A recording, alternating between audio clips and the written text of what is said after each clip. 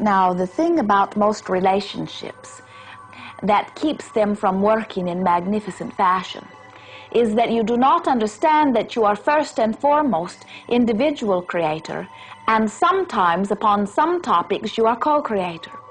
And so often as you come together in a relationship, you smother the freedom that is essential to your being by expecting the other to now think exactly as you do, want exactly as you do, be exactly as you are upon all subjects.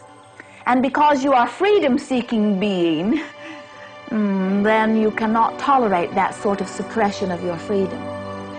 You have come forth primarily to be creator. In other words, to set forth your thought and emotion in order to draw unto you. But as you have noticed, you are here in a dimension, in a time and a place that you are sharing with many other physical beings, and that is because you are wanting also to be co-creator. Most relationships are better in the beginning than they are later, because in the beginning you are focused upon what you are wanting to see, and by law of attraction you are soliciting more of that from one another.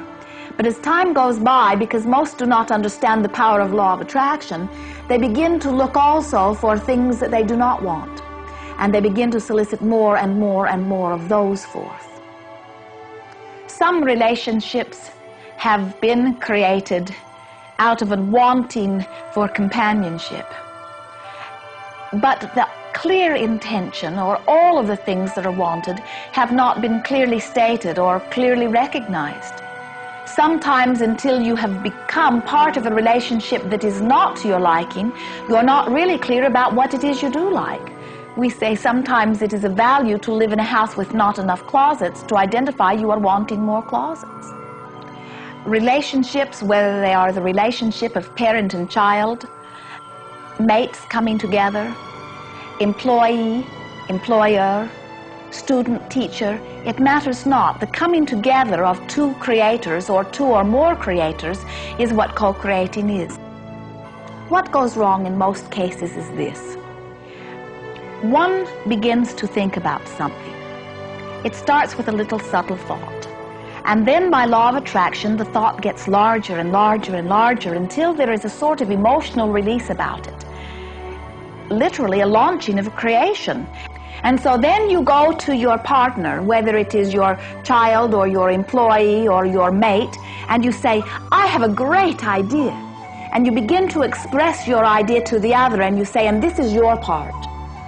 And usually the other is not excited about it in the way that you are, because the other has not been part of the launching of the creation. They came into it later. Unless you have been part of the first part of the creation, the first part of the deliberate creating, which is the launching of thought and having the emotional release, then you will not feel fulfilled or satisfied, and usually not motivated to action to participate within it. And so most parents tell their children what to do and then cannot understand why the child is not always eager to do it.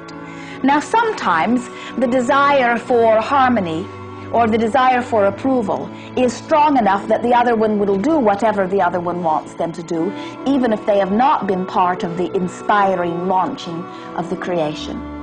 But we are wanting you to understand that if you would communicate more fully with one another, if you would launch more of your creations together, rather than launching them singularly and then imposing them upon one another, you would have much more success in your relationships. Wanting is the beginning of all deliberate creating, and if the other has not been inspired to want it, they will never participate in joy.